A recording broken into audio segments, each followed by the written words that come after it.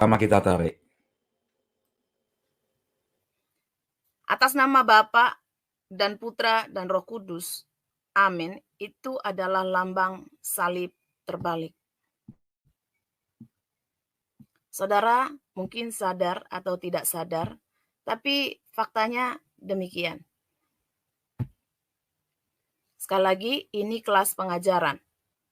Ya, ada yang ribut. Kok dicantumin nomor rekeningnya minta sumbangan? Enggak ya, saya tidak pernah minta-minta sumbangan. Tetapi untuk pengajaran, orang namanya hidup dosen ngajar, ini kelas pengajaran.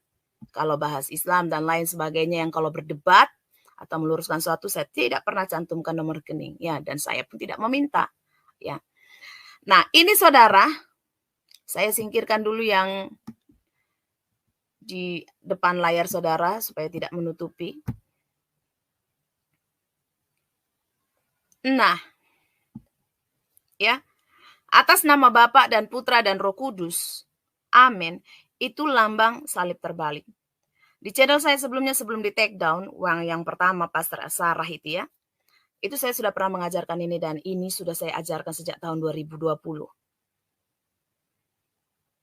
Jadi bukan ikut-ikutan dan itu di YouTube ya. Tapi kalau untuk mengajarkan hal ini sudah saya ajarkan sejak saya SMP.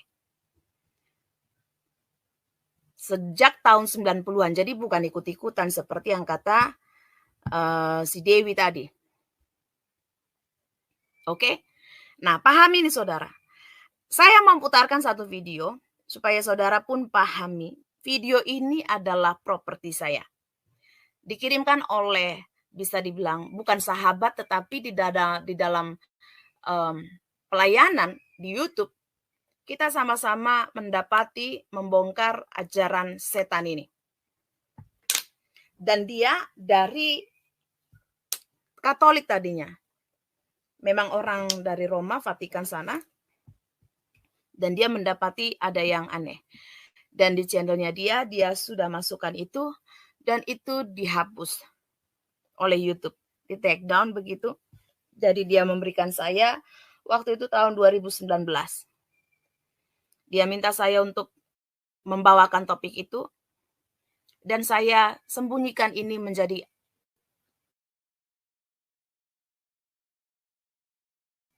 private.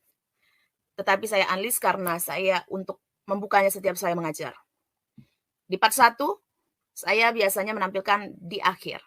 Tapi kali ini, saudara beruntung saya menampilkannya di awal. Supaya itu bisa memberikan wawasan kepada saudara untuk mudah memahami betapa ini benar-benar ajaran Babilonia.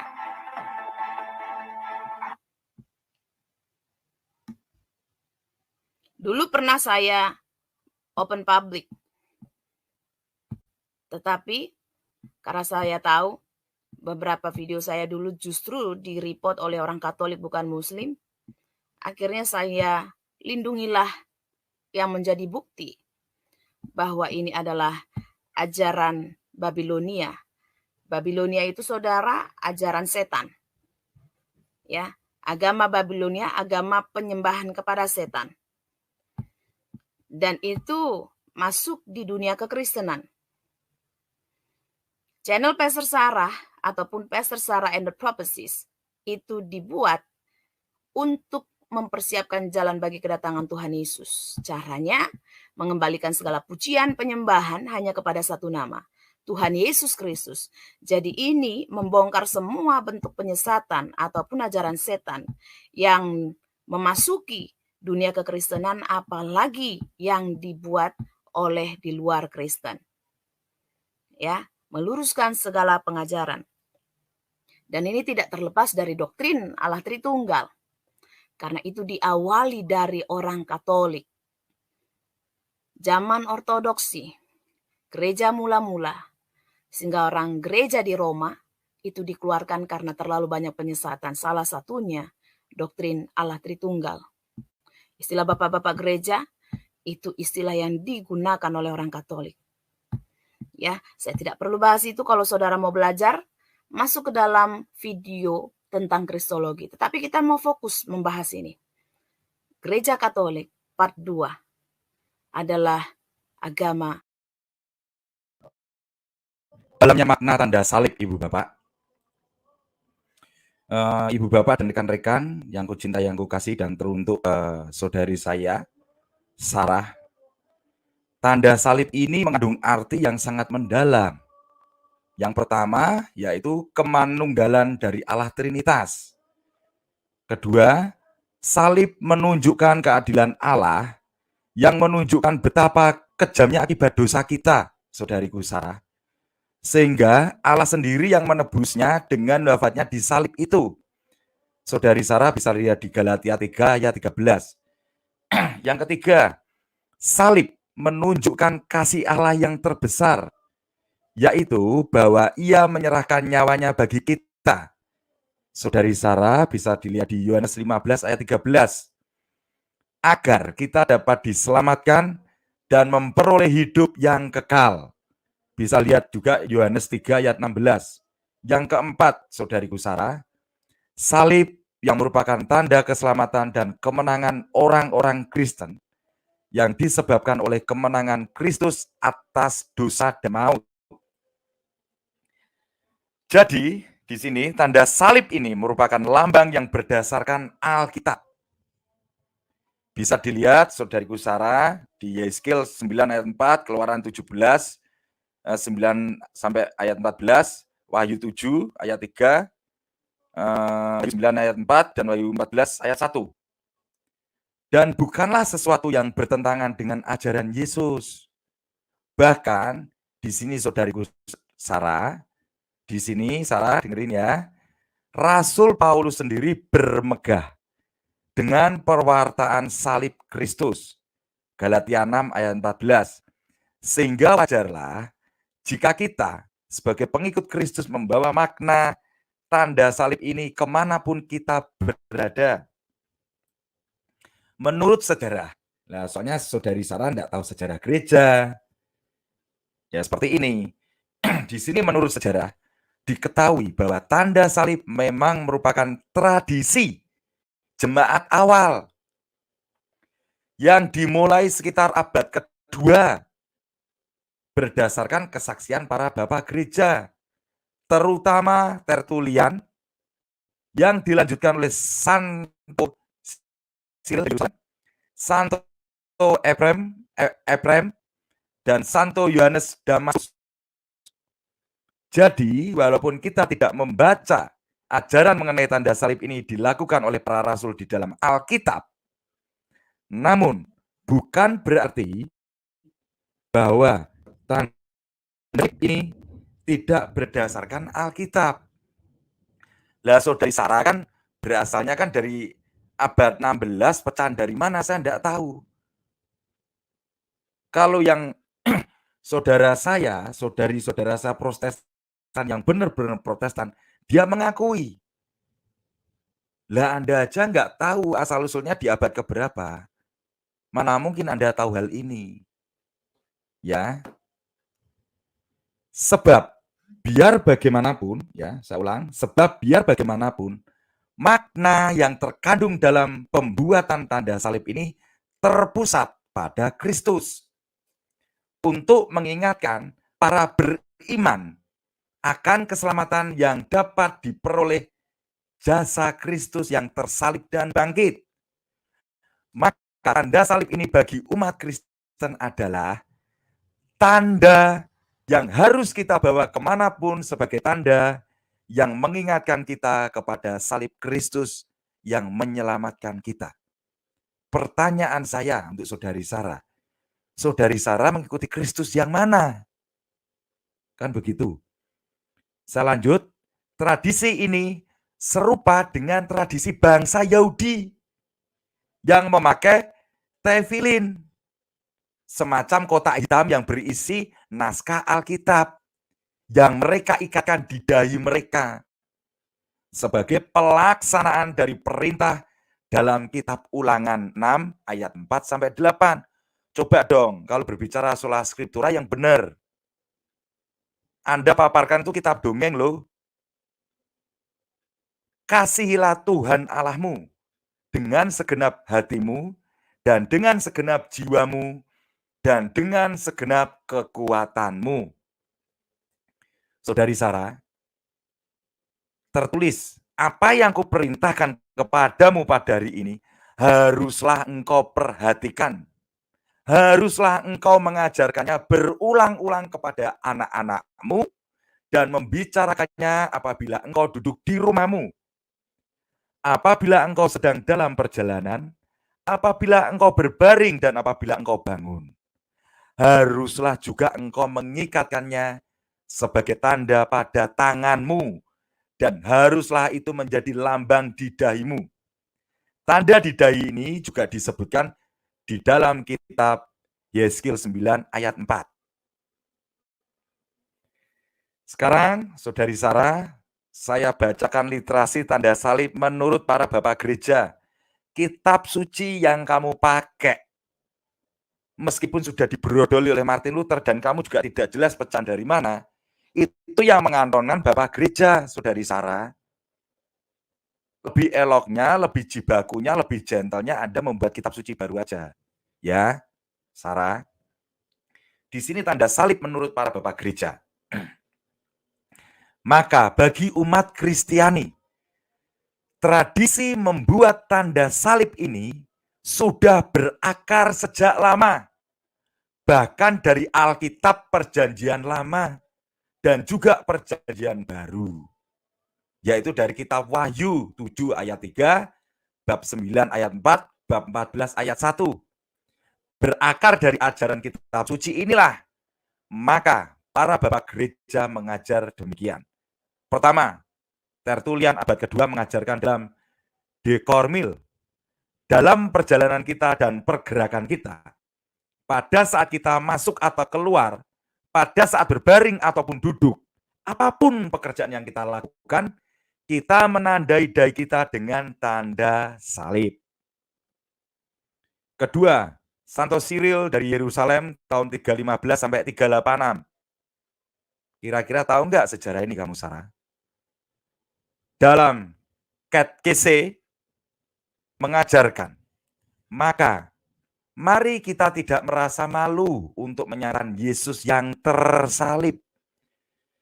Biarlah tanda salib menjadi materai kita yang dibuat dengan jari-jari kita di atas dahi, atas makanan dan minuman kita, pada saat kita masuk ataupun keluar, sebelum tidur, ketika kita berbaring, dan ketika bangun tidur, kita bepergian ataupun kita beristirahat.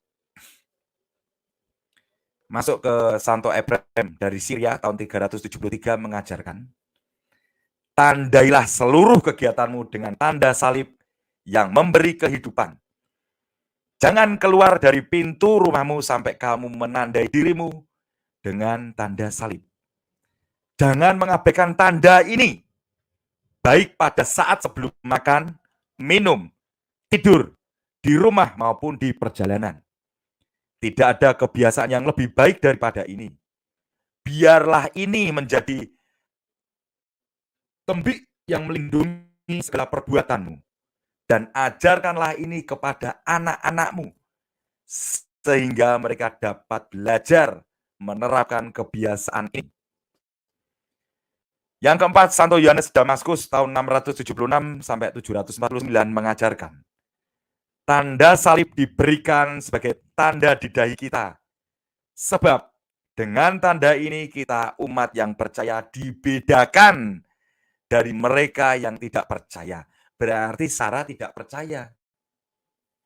Sarah masuk dari golongan umat yang tidak percaya karena tidak memakai tanda salib.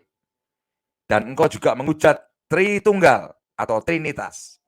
Engkau menghujat Paus, engkau menghujat Roma, Katolik Roma, Gereja Katolik hujat. Engkau bagian yang tidak percaya kepadanya. Nya besar.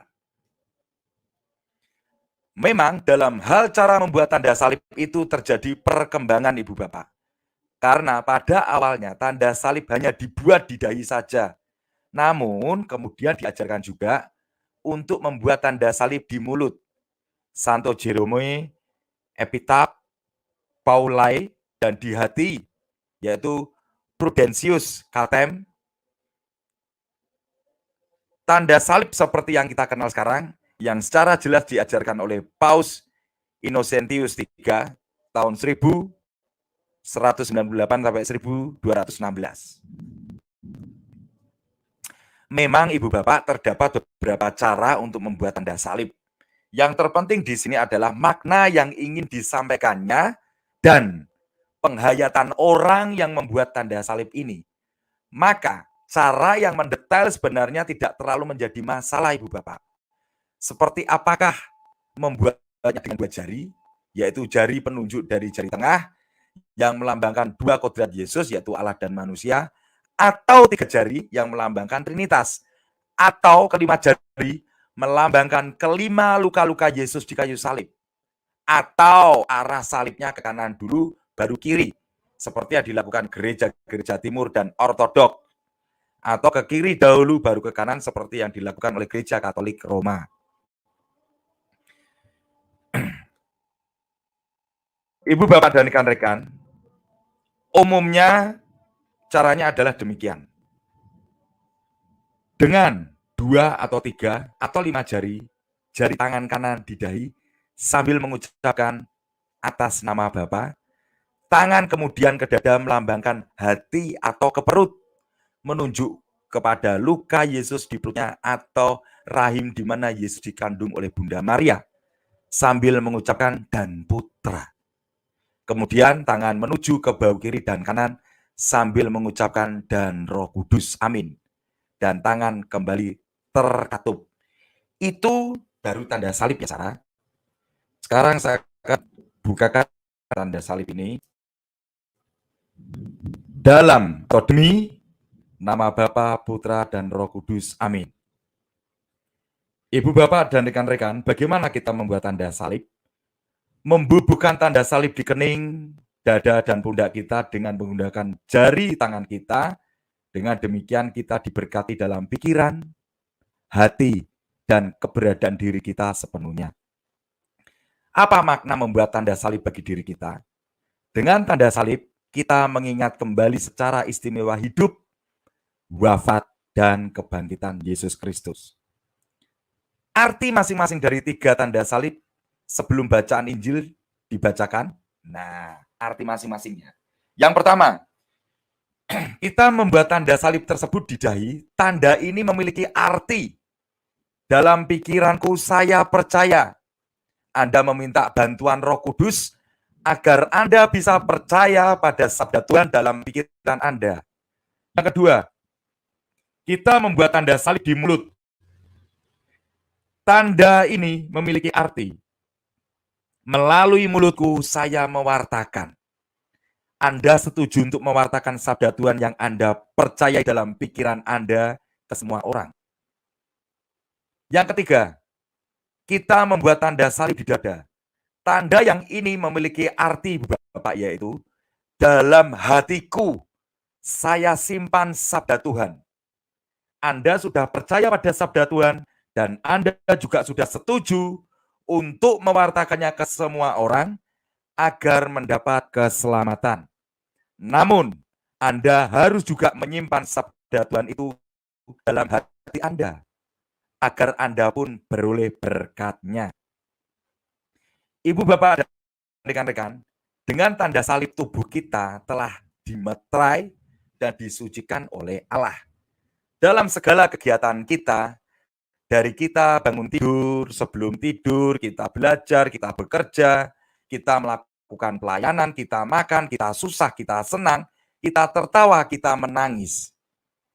Jika kita membuat tanda salib itu, berarti kita mengundang Allah Tritunggal untuk menjaga, melindungi kita, sehingga kita tidak melakukan hal-hal yang tidak sesuai dengan kehendak Bapa.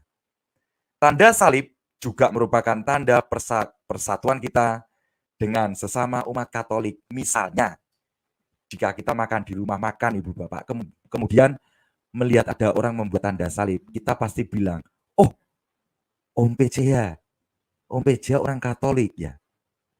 Iya, wah kita saudara seiman Om PJ. Oke Bapak, itu literasi tanda salib. di sini akan tanda salib tadi berkaitan dengan video pertama kita tanggapi. Silakan Om. Ya, terima kasih Om. Kalau untuk tanda salib, saya kira penjelasan tadi sangat lengkap ya.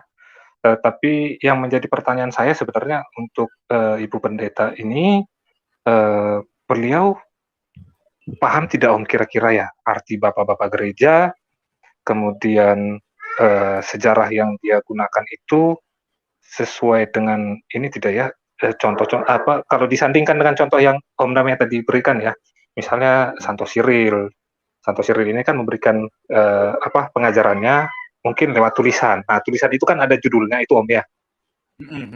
Dia punya judul. Kemudian tadi ada Santo Yohanes dari Damaskus misalnya. Dia juga kan salah satu bapak gereja ya, yang mana dia mengajar dan berkonfrontasi langsung ya di dunia Arab kalau saya tidak salah dulu sejarahnya seperti itu. Kemudian dia juga kan menuliskan buku atau tulisan. Nah, judulnya ada.